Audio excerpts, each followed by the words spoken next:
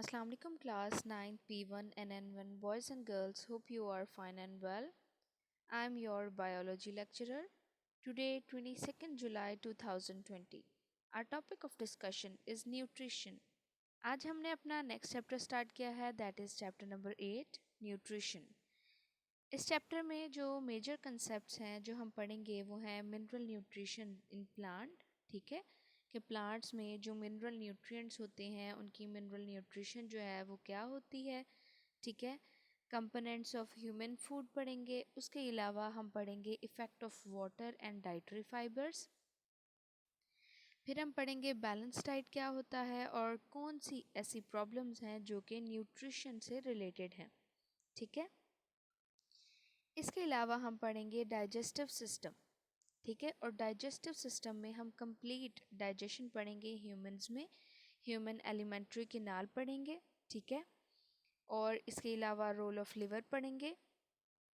और at the end इस chapter में हम पढ़ेंगे डिसऑर्डर ऑफ गट, ठीक है, क्योंकि ये न्यूट्रिशन से रिलेटेड चैप्टर है तो जितना भी ये न्यूट्रिशन है लाइक प्लांट्स और एनिमल्स में जितनी भी न्यूट्रिशनल स्टडी है, ठीक है, वो हम करेंगे इस चैप्टर में। जैसा कि आप जानते हैं कि हर ऑर्गेनिज़म जो है उसको खुराक चाहिए होती है उसकी ग्रोथ के लिए और उसकी एनर्जी के लिए और उसे अपनी बॉडी के कंप्लीट फंक्शंस के लिए, ठीक है।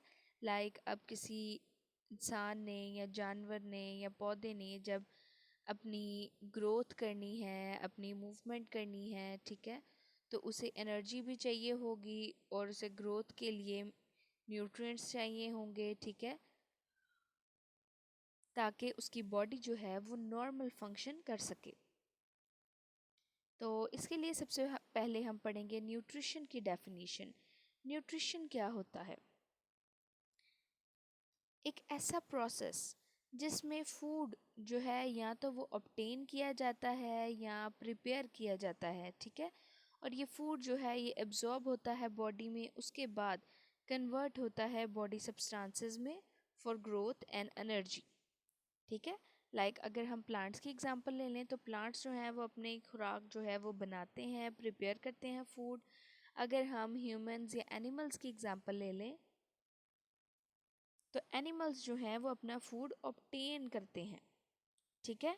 तो ये भी मैं बताऊंगी ऑर्गेनिजम्स के बारे में कि वो कौन ऑर्गेनिज्म होते हैं जो अपना फूड जो है वो प्रिपेयर करते हैं, उन्हें क्या कहते हैं, और वो ऑर्गेनिज्म जो कि अपना फूड प्रिपेयर नहीं करते जब बल्कि ऑब्टेन करते हैं अपना प्रिपेयर्ड फूड, तो उन ऑर्गेनिजम्स को क्या कहते हैं। तो इस तरह जो हमारी बॉडी है उसको न्यूट्रिशन मिल रही है। न्यूट्रिएंट्स वो एलिमेंट्स और कंपाउंड्स होते हैं जो कोई भी ऑर्गेनिज्म जो है वो ऑब्टेन करता है, ठीक है, और इन कंपाउंड्स को यूज़ करता है फॉर एनर्जी, ठीक है। और एनर्जी किस लिए चाहिए होती है? For the synthesis of raw materials को बनाने के लिए, ठीक है। तो इसमें फर्स्ट पैराग्राफ जो है उसमें हमने ये पढ़ा न्यूट्रिशन क्या होती है और न्यूट्रिएंट्स क्या होते हैं, ठीक है। तो इसमें मैंने आपको दो वर्ड बताए कि वो ऑर्गेनिज़म जो अपनी खुराक खुद तैयार कर रहे हैं या वो ऑर्गेनिज़म जो अपनी खुराक के लिए दूसरों से अपनी जो खुराक है वो ले रहे हैं। तो according to the basis of nutrition organisms की दो टाइप्स हैं, एक है ऑटोट्रॉफिक ऑर्गेनिजम्स और एक है हेट्रोट्रॉफिक ऑर्गेनिजम्स।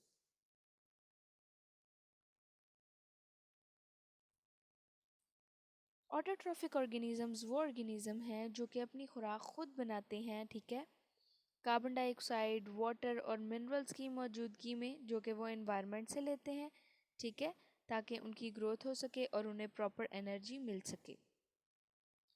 और हेट्रोट्रॉफिक ऑर्गेनिजम्स वो ऑर्गेनिजम्स होते हैं जो कि अपनी खुराक के लिए किसी और हेट्रोट्रॉफ या ऑटोट्रॉफ पर डिपेंड करते हैं, ठीक है, और वो ऑब्टेन करते हैं प्रिपेयर्ड फूड और फिर इसे यूज़ करते हैं for their growth and energy. जैसे कि आप इस पिक्चर में भी देख रहे होंगे, इस डायग्राम में प्लांट्स, एल्गी और मैनी बैक्टीरिया जो है वो ऑटोट्रॉफ हैं, ठीक है।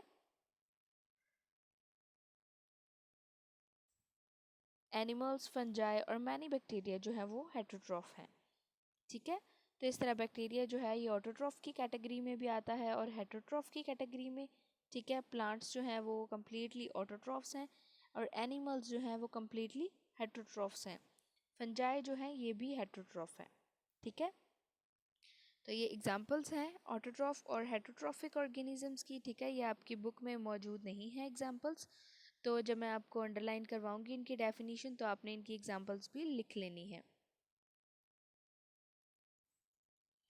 अब सबसे पहले हम पढ़ेंगे मिनरल न्यूट्रिशन इन प्लांट्स। ठीक है, अब क्या होता है कि जो प्लांट्स है वो मोस्ट एफिशिएंट मैकेनिज्म जो है वो अडॉप्ट करते हैं फॉर देयर न्यूट्रिशनल मेथड। ठीक है, जिसका नाम है autotrophic mode of nutrition.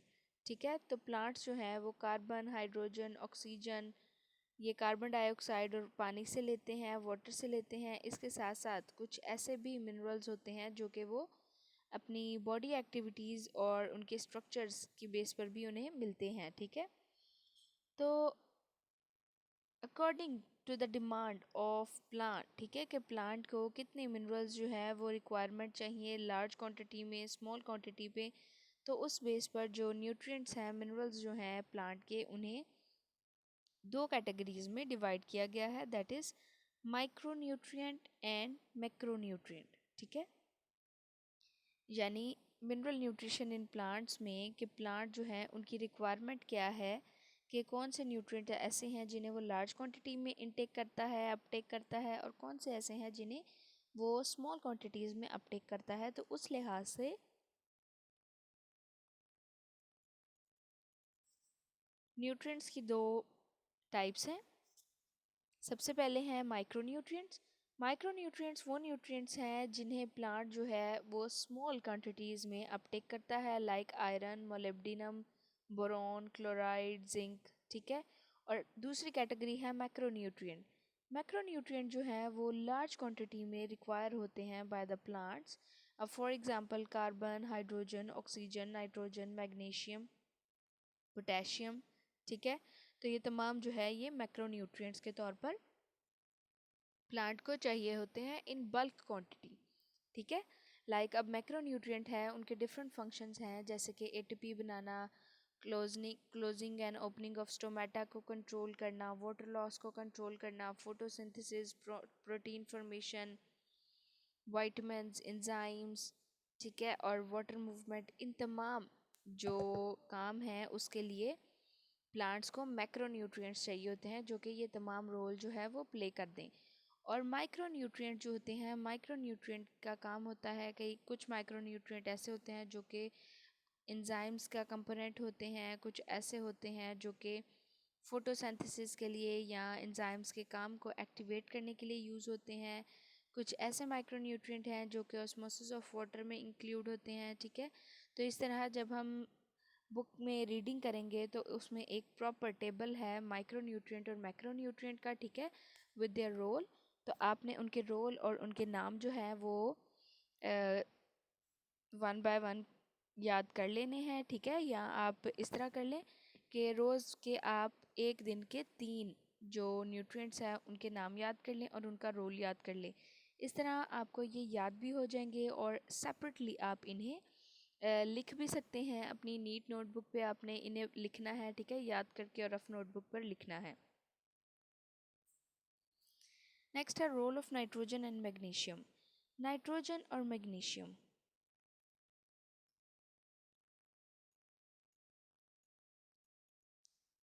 Nitrogen और मैग्नीशियम जो हैं ये मैक्रोन्यूट्रिएंट्स हैं। ठीक है, और इनका रोल भी बहुत इम्पॉर्टेंट है।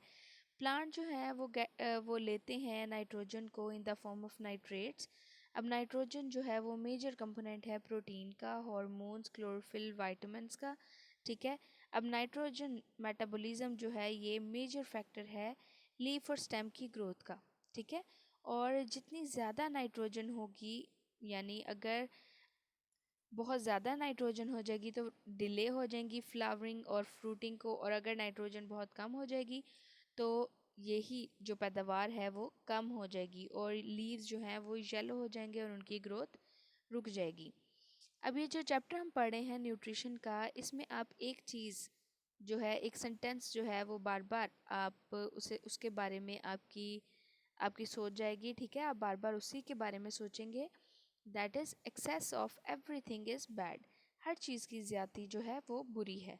कि अगर कोई ऐसी चीज़ है जिसकी कमी से आपको नुकसान हो रहा है, तो बहुत सी ऐसी चीज़ें हैं जिनकी ज़्यादती से भी आपको नुकसान होगा, ठीक है। Excess of everything is bad. बिल्कुल इसी तरह जो नाइट्रोजन है वो रोल प्ले कर रहा है एसेंशियल ग्रोथ के लिए, लीव्स और लीव्स की के लिए, ठीक है, फ्लावरिंग और फ्रूटिंग के लिए। लेकिन अगर यही नाइट्रोजन बहुत ज़्यादा हो जाती है तो डिले कर देती है फ्लावरिंग को और फ्रूटिंग को, ठीक है। और अगर कम होती है तो यही जो नाइट्रोजन है ये रिड्यूस कर देती है यील्ड ऑफ क्रॉप्स। अब नेक्स्ट है रोल ऑफ मैग्नीशियम। मैग्नीशियम जो है ये स्ट्रक्चरल कंपोनेंट है क्लोरोफिल का, ठीक है, और ये नेसेसरी है for the functioning of plant enzymes, ठीक है, ताकि कार्बोहाइड्रेट, शुगर और फैट्स जो हैं ये प्रोड्यूस हो सकें, ठीक है। और ये फ्रूट्स और नट्स फॉर्मेशन के लिए भी ज़रूरी होता है। इसके अलावा जर्मिनेशन ऑफ सीड के लिए भी मैग्नीशियम जो है ये मोस्ट इम्पॉर्टेंट है। और अगर डेफिशिएंसी हो जाए मैग्नीशियम की, यानी मैग्नीशियम कम हो जाए प्लांट में, तो उसकी वजह से भी येलोइंग ऑफ लीव हो जाएंगे और विल्टिंग ऑफ लीव स्टार्ट हो जाएंगे। विल्टिंग का मतलब होता है मुरझाना, ठीक है। और येलोइंग ऑफ लीव हो जाते हैं जब फोटोसिंथेसिस का प्रोसेस नहीं होता, तो येलोइंग ऑफ लीव को कहते हैं क्लोरोसिस, ठीक है। क्लोरोसिस एक ऐसा प्रोसेस है जिसकी वजह से, जिसमें प्लांट्स जो हैं उनमें लीव जो है वो फोटोसिंथेसिस का अमल नहीं कर पाते और वो येलो हो जाते हैं, ठीक है। नेक्स्ट है इम्पोर्टेंस ऑफ फर्टिलाइज़र्स। फर्टिलाइज़र्स की इम्पोर्टेंस ये लॉन्ग क्वेश्चन के लिए मोस्ट इम्पॉर्टेंट है, ठीक है। सबसे पहले फर्टिलाइज़र्स क्या होते हैं। फर्टिलाइज़र्स ऐसे केमिकल्स, ऐसे मटेरियल्स होते हैं जो कि क्रॉप्स की यील्ड को, क्रॉप्स की पैदावार को बहुत ज़्यादा कर देते हैं, बढ़ा देते हैं, ठीक है। यानी कुछ ऐसी ज़मीनें होती हैं जहाँ पर बिल्कुल भी पैदावार नहीं हो रही होती है, ठीक है, यहाँ पौधों की कम पैदावार हो रही होती है, कम यील्ड हो रही होती है, तो वहाँ पर फर्टिलाइज़र्स यूज़ करते हैं, ठीक है। तो फर्टिलाइज़र्स यूज़ करने के बाद जो यील्ड ऑफ क्रॉप्स है, जो पैदावार है वो ज़्यादा हो जाती है, ठीक है। तो फर्टिलाइज़र जो हैं ब्रॉडली इन्हें टू टर्म्स में डिवाइड किया गया है, that is organic and inorganic fertilisers. अब ऑर्गेनिक और इनऑर्गेनिक फर्टिलाइज़र जो हैं इनको हम क्लियर कट इनका कोई डिफरेंस नहीं कर सकते, क्योंकि समटाइम्स ये होता है कि कुछ ऐसे फर्टिलाइज़र्स हैं जो कि ऑर्गेनिक कंपाउंड है लेकिन उनको केमिकली भी बनाया जाता है, ठीक है, तो उन्हें इनऑर्गेनिक फर्टिलाइज़र्स कहा जाता है, लाइक यूरिया।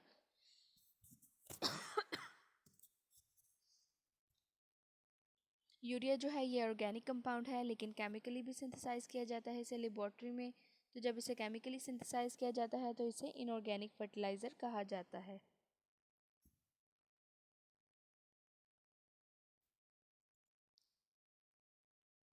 नेक्स्ट है environmental hazards related to fertilisers use. जैसा कि मैंने आपको पहले भी बताया कि excess of everything is bad. It means के जैसे फर्टिलाइज़र्स की इम्पॉर्टेंस है कि फर्टिलाइज़र जो हैं ये रेडीली अवेलेबल होते हैं और ये जल्दी से जो ज़मीन है उसमें डिज़ोल्व हो जाते हैं, ताकि प्लांट की जो अपटेक है, प्लांट इसे तेज़ी से एब्जॉर्ब कर लें और वहाँ पर पैदावार अच्छी हो जाए। तो बिल्कुल इसी तरह इसके कुछ हैज़र्ड्स भी हैं, इसके कुछ ख़तरात भी हैं, नुकसानात भी हैं, ठीक है। क्योंकि जब हम इसे ज़्यादा क्वांटिटी में यूज़ करेंगे तो इसके बहुत ज़्यादा नुकसानात होंगे। सबसे पहले तो ये कि ये सॉइल न्यूट्रिएंट होल्डिंग कैपेसिटी को डिस्टर्ब करता है, उसे डिक्रीज़ करता है, अफेक्ट करता है, ठीक है। तो कि अगर एक ही तरह का फर्टिलाइज़र आप बार बार यूज़ करते जाएंगे तो सॉइल की जो न्यूट्रिएंट होल्डिंग कैपेसिटी है वो उसे लूज़ कर देगी, ठीक है। और उसके बाद वो जो ज़मीन है वो ख़राब होना शुरू हो जाएगी, इवन कि वो बैरन लैंड भी हो सकती है, यानी बंजर भी हो सकती है। इसके अलावा अगर हम बहुत ज़्यादा यूज़ करें फर्टिलाइज़र्स को, ठीक है, हाई सॉल्युबिलिटीज़ की वजह से जो इकोसिस्टम है वो डिग्रेड होता है, ठीक है, यूट्रोफिकेशन की वजह से। यूट्रोफिकेशन एक ऐसा प्रोसेस है जिसमें केमिकल न्यूट्रिएंट जो हैं वो इकोसिस्टम में ज़्यादा हो जाते हैं, ठीक है। इसके अलावा अगर जब हम फर्टिलाइज़र्स यूज़ करते हैं तो समटाइम्स ये होता है, बल्कि मोस्टली हम नाइट्रोजन फर्टिलाइज़र्स यूज़ करते हैं। तो नाइट्रोजन फर्टिलाइज़र्स जब ज़्यादा यूज़ कर लेते हैं तो उसकी वजह से जो ग्रीन हाउस गैसेस हैं, नाइट्रस ऑक्साइड, वो निकलना स्टार्ट हो जाती हैं, वो एमिट होना स्टार्ट हो जाती हैं, ठीक है। और अमोनिया गैस जो है वो भी एमिट होती है इनऑर्गेनिक फर्टिलाइज़र से, ठीक है। और अगर एक्स्ट्रा अमोनिया जो है वो इंक्रीज़ हो जाएगी सॉइल के अंदर तो वो सॉइल की एसिडिटी को बढ़ा देगी। और बिल्कुल इसी तरह अगर बहुत ज़्यादा हम नाइट्रोजन फर्टिलाइज़र्स को यूज़ करें तो पेस्ट प्रॉब्लम भी बहुत ज़्यादा बढ़ जाएंगी, ठीक है। और उनका जो रिप्रोडक्टिव रेट है, रिप्रोडक्शन रेट है, वो भी बहुत ज़्यादा बढ़ जाएगा। इसके अलावा एक्सेसिव अमाउंट जो ऑर्गेनिक फर्टिलाइज़र्स के हैं उसकी वजह से इन्वायरमेंटल प्रॉब्लम्स भी बन रही हैं, ठीक है। क्योंकि नाइट्रेट जो है वो ज़मीन के अंदर लीच डाउन हो जाता है और सोलुबल ऑर्गेनिक कंपाउंड जो हैं वो भी लीच डाउन हो जाते हैं और अंडरग्राउंड वाटर को पोल्यूट करते हैं। तो इससे बचने के लिए हमारे पास एक प्रिवेंशन है, ठीक है, जो कि आजकल अपनाई जा रही है। That is for these reasons it is recommended that nutrient content of soil and nutrient requirement of crops should be calculated before the application of inorganic fertilizers।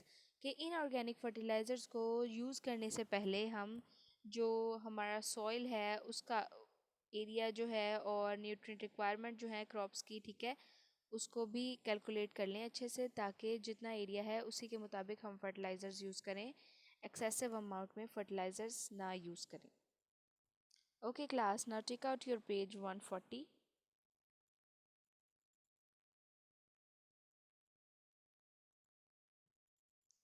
Page number 140 निकालें। पेज नंबर 140 में सबसे पहले nutrient की definition है, nutrition की।